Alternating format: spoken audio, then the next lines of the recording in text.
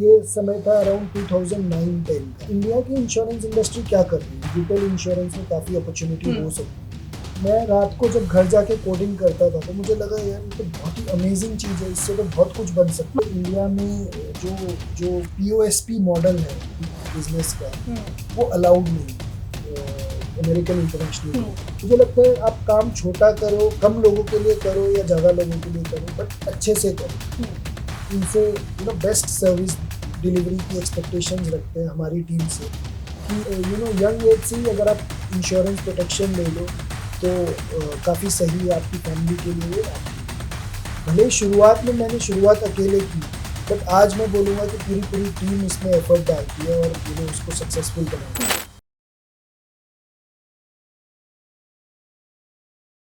Hello, नमस्ते and welcome to Policy X. मैं हूं आपके साथ सोनाली जोशी और आज का दिन काफ़ी खास है क्योंकि आज के दिन मैं आपको कोई भी हेल्थ इंश्योरेंस के बारे में नहीं बताने वाली हूं, कोई भी टर्म इंश्योरेंस के बारे में नहीं बताने वाली हूं, बल्कि आज का दिन खास इसीलिए है क्योंकि एक खास इंसान, एक खास लीडर और एक खास एंटरप्रेन्योर मेरे साथ जुड़े हैं, who is none other than Policy X की CEO mister Naval Goyal. Sir, बहुत बहुत स्वागत है आपका। सर, सबसे पहला सवाल, अब थोड़ा ऑफिशियल जर्नी की तरफ बढ़ते हैं। पॉलिसी एक्स की शुरुआत कहाँ से हुई?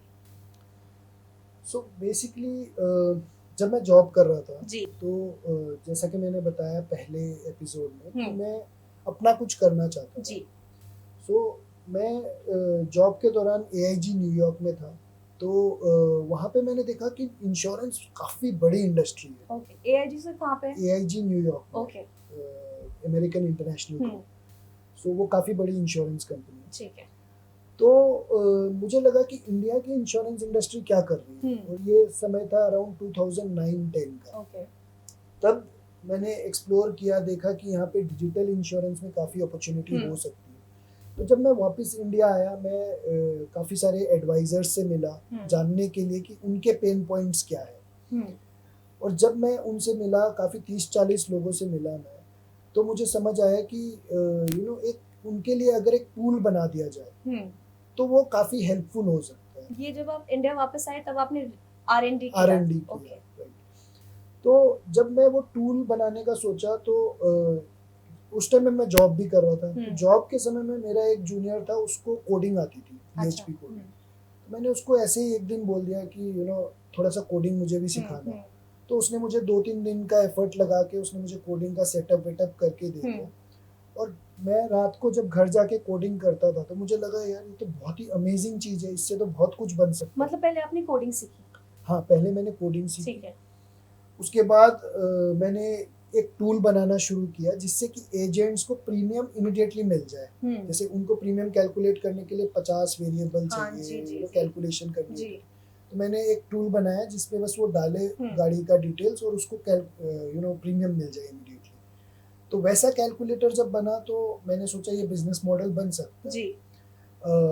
काफ़ी और R&D करने के बाद पता चला कि ये इंडिया में जो जो पीओएसपी मॉडल है बिजनेस का, वो अलाउड नहीं है।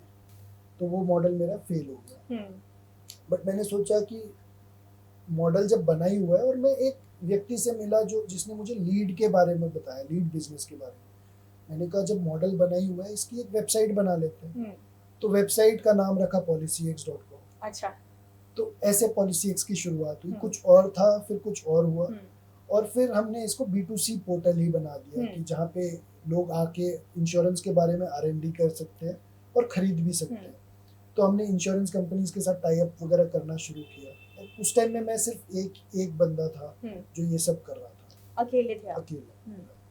उस कोई गॉडफादर नहीं, कोई हेल्प नहीं सर बाहर से? नहीं, कुछ भी। सब कुछ अपने आप आपने किया? इनफैक्ट मैंने एक भी पैसा इन्वेस्ट नहीं किया इस पे। ओके। क्योंकि सिर्फ और सिर्फ आपको वेबसाइट चाहिए और कोडिंग खुद आती है। तो मैंने बिना पैसे के इन्वेस्टमेंट में ये पूरा मॉडल तैयार किया। policyx.com की वेबसाइट एक वर्किंग मॉडल। आज तो ऑब्वियसली काफ़ी एडवांस्ड हो गया, बट उस समय के लिए वो एक डिसेंट मॉडल था जिससे हम बिजनेस ले सकते थे। सर, इतने साल पॉलिसी एक्स को हो गए हैं, अब फ्यूचर प्लान्स क्या है पॉलिसी एक्स को लेकर?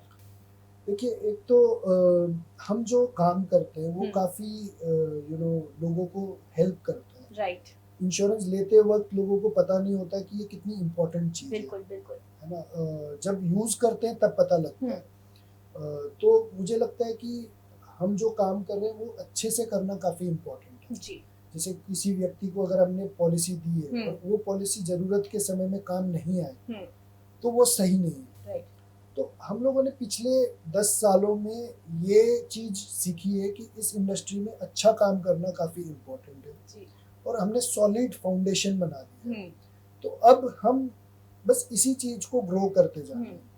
वो ग्रोथ कैसे आएगी वो एक अलग क्वेश्चन है, बट डेफिनेटली इस चीज़ को और लोगों तक पहुंचाना है, क्योंकि हम जो काम कर रहे हैं वो काफ़ी लोगों की ज़रूरत है। आज इंडिया में बिल्कुल। मोर देन 80% लोगों के पास सही प्रोटेक्शन नहीं है। जब कुछ हादसा होता है, एक्सीडेंट होता है, तो वो अपनी लाइफ की पूरी सेविंग्स गवा देते हैं उस एक एक्सीडेंट से। और अगर कोई अर्निंग मेंबर की डेथ हो जाए तो बाकी की फैमिली का फाइनेंशियल सर्वाइवल मुश्किल हो जाता है बहुत ज़्यादा। तो मुझे लगता है ये जो ज़रूरत है ये लोगों तक पहुंचाना और और ज़्यादा लोगों को कवर करना, यही हमारा मकसद है। और ये ऑनेस्टली करना, एक ट्रस्टवर्दी वे में करना, जिससे कि लोगों को दिक्कत ना आए। Sir, what is the right age for insurance? कब लेना चाहिए इंश्योरेंस इंसान को? See, अगर हम हेल्थ इंश्योरेंस की बात करें तो डेफिनेटली हेल्थ इंश्योरेंस की कोई एज नहीं है। आप जैसे ही बॉर्न हुए आपकी पेरेंट्स को लेना चाहिए आपके लिए। अगर नहीं लिया तो आप जब अर्निंग एज में आ जाए 25, 18, 20, 22, 25, उस एज में आपको हेल्थ इंश्योरेंस ले लेना चाहिए। टर्म इंश्योरेंस इसलिए होता है कि अगर अर्निंग मेंबर को कुछ हो जाए तो बाकी फैमिली को सर्वाइवल के लिए पैसा मिलता है। तो आप अर्निंग जैसे ही होते हैं या आपकी अर्निंग जैसे स्टार्ट होती है तब आपको टर्म इंश्योरेंस लेना चाहिए। सर, इंश्योरेंस एक ऐसा टॉपिक है जो लोग सीरियसली नहीं ले रहे हैं। अभी भी लोग कतराते हैं, सोचते हैं बाद में लेंगे, फिट एंड फाइन है। कैसे हम लोगों को मोटिवेट करें कि आपके लिए इंश्योरेंस बहुत ज़्यादा ज़रूरी है? देखिए, इंश्योरेंस क्योंकि आपको कोई इमीडिएट बेनिफिट नहीं देता जी। जो प्रोटेक्शन है वो एक तरह से सिर्फ रिस्क कवर करता है। तो लोगों को वो रिस्क की विजिबिलिटी नहीं है।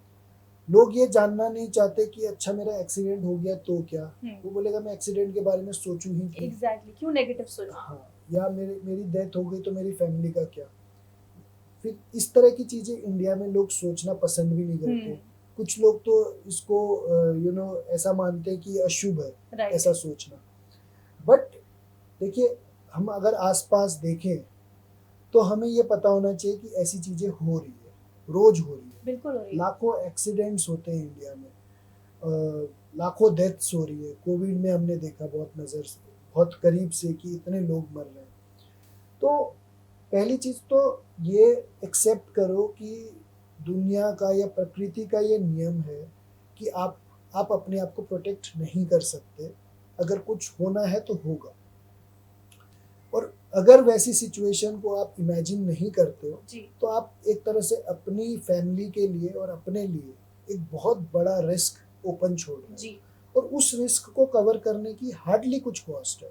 मतलब आप अगर हेल्थ इंश्योरेंस की मैं बात करूँ, 20,000 रुपये सालाना अगर आप यंग एज में हो, 15-20 हज़ार में आप एक अच्छा खासा कवर ले सकते हो। टर्म इंश्योरेंस अगर 10-15 हज़ार रुपये में आपको कवर मिले तो सालाना आपकी जो कॉस्ट है वो काफ़ी कम है।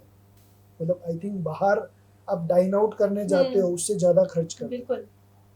तो ये एक्सेप्ट करना और उसके बारे में सोचना, आई थिंक उसको अशुभ ना माने, क्योंकि वो एक तरह से फाइनेंशियल प्लानिंग है। और अगर आप अपनी फैमिली की केयर करते हो तो आपको डेफिनेटली सोचना चाहिए। इंश्योरेंस सर क्या एक इन्वेस्टमेंट भी है? देखिए, इन्वेस्टमेंट को मैं इंश्योरेंस से अलग रखता हूँ। हालांकि काफ़ी सारे ट्रेडिशनल प्लान्स आते हैं जिसमें आप पैसे डालो आपको पैसे वापस मिलते हैं। बट वो प्लान्स डेफिनेटली आपको प्रोटेक्शन नहीं देता उस लेवल पे। प्रोटेक्शन के लिए आपको प्योर रिस्क प्लान लेना चाहिए जो हेल्थ और टर्म इंश्योरेंस है। इसके अलावा अगर आपके पास कुछ एडिशनल पैसे पड़े हैं तो इन्वेस्टमेंट को भी आप ले सकते हो। बट आप इन्वेस्टमेंट और उसको प्लीज़ मर्ज ना करें, यही मेरी सजेशन है। क्योंकि प्रोटेक्शन अपने आप में एक बहुत बड़ा रिस्क कवर आपके लिए बहुत बड़ा सल्यूशन है या बहुत बड़ी चीज़ है जो आप उसको एक तरह से अगर आप लेते हो तो आप एक बहुत बड़ी प्रॉब्लम सॉल्व कर रहे हो अपनी फैमिली के लिए। सो पॉलिसी एक्स एक बूटस्ट्रैप कंपनी है, ऐसा मैंने सुना है लोगों से जब से मैं यहाँ पे आई हूँ। अकेले मैनेज करना इतने साल की जर्नी क्या मुश्किल था? देखिए बूटस्ट्रैप्ड है डेफिनेटली, अकेले मैनेज करना मुश्किल नहीं है, बट अकेले हम थे ही नहीं, राइट? शुरुआत में भले ही अकेले थे, बट उसके बाद टीम जुड़ती गई। बिल्कुल। आज हम 200 प्लस लोग हैं, और ये 200 लोग ऐसे नहीं है कि इनको रोज रोज बताना पड़ता है क्या करना है, हाँ। right? तो ये सारे मोटिवेटेड लोग हैं, अच्छे लोग हैं, और इन सब के एफर्ट से पॉलिसी एक्स बनता है। भले ही शुरुआत में मैंने शुरुआत अकेले की, बट आज मैं बोलूँगा कि पूरी पूरी टीम इसमें एफर्ट डालती है और उसको सक्सेसफुल बनाती है। तो आज कुछ मुश्किल नहीं है। हाँ, शुरुआत में थोड़ा मुश्किल ज़रूर था, बट वो एक एंटरप्रेन्योर को वो रिस्क तो लेना ही पड़ेगा। जी। सर पॉलिसी एक्स के लिए आपका कुछ खास विजन है? जी बिल्कुल। सो हम चाहते हैं कि पॉलिसी एक्स एक मोस्ट ट्रस्टेड इंश्योरेंस पोर्टल के रूप में जाना जाए। हमारे कस्टमर्स हमें इस वजह से जाने कि हमने अच्छा काम किया, उनको अच्छा प्रोटेक्शन दिया है, ना कि सिर्फ हम अपने साइज या ग्रोथ से जाने जाए। क्योंकि मुझे लगता है आप काम छोटा करो, कम लोगों के लिए करो या ज़्यादा लोगों के लिए करो, बट अच्छे से करो। और यही पॉलिसी एक्स का मंत्र है कि हम हमारे कस्टमर्स को फुल सेटिस्फेक्शन देके उनसे बेस्ट सर्विस डिलीवरी की एक्सपेक्टेशंस रखते हैं हमारी टीम से, कि कस्टमर्स हमेशा खुश रहे और उनको वो चीज़ मिले जो जेन्युइन है और उनके लिए राइट है। सर मेरा आखिरी सवाल यह है, क्या यंगस्टर्स को भी इंश्योरेंस लेना चाहिए? जी बिल्कुल। इनफैक्ट मैं तो बोलूँगा कि यंगस्टर्स को ज़्यादा इंश्योरेंस लेना चाहिए, क्योंकि यंग एज में आपको इंश्योरेंस मिलने के चांसेस ज़्यादा है। हाँ। नंबर 1। नंबर 2, यंग एज में आप ले लोगे तो आपका वो प्रोटेक्शन माइंडसेट शुरुआत से चल रहा है। तो आप जैसे हेल्थ इंश्योरेंस अगर आप 60s की एज में लेना चाहोगे, तो आपके लिए वो मेडिकल टेस्ट रखेंगे, फिर कुछ प्री एग्जिस्टिंग डिजीजेस की कवरेज बाद में शुरू होगी, बहुत सारे फैक्टर्स। और यंगस्टर्स इतना ज़्यादा घूमते हैं, राइट। तो एक्सीडेंट के चांसेस भी होते हैं, रिस्क भी होते हैं। तो डेफिनेटली यंग एज से ही अगर आप इंश्योरेंस प्रोटेक्शन ले लो तो काफ़ी सही है आपकी फैमिली के लिए भी और आपके लिए। Thank you so much sir हमारे साथ जुड़ने के लिए और अपना एक्सपीरियंस हमारे साथ शेयर करने के लिए। काफ़ी मोटिवेटिंग था ये सेशन आपके साथ, ये एपिसोड आपके साथ, और मेरे जैसे कई लोगों के लिए जो अपना कुछ इंडस्ट्री में मार्क छोड़ना चाहते हैं, अपना कुछ करना चाहते हैं, लोगों से हटना चाहते हैं, कुछ अलग रास्ते पे जाना चाहते हैं। Thank you so much. So इस वक्त मेरे साथ मौजूद थे पॉलिसी एक्स के सीईओ मिस्टर नवल गोयल, जिन्होंने अपना पॉलिसी एक्स का विजन हमारे साथ शेयर किया, which was very very engaging to know. तब तक आप देखते रहिए पॉलिसी एक्स के बाकी वीडियोस, और हमें लाइक कीजिए, शेयर कीजिए और सब्सक्राइब कीजिए। Bye bye, take care and happy ensuring.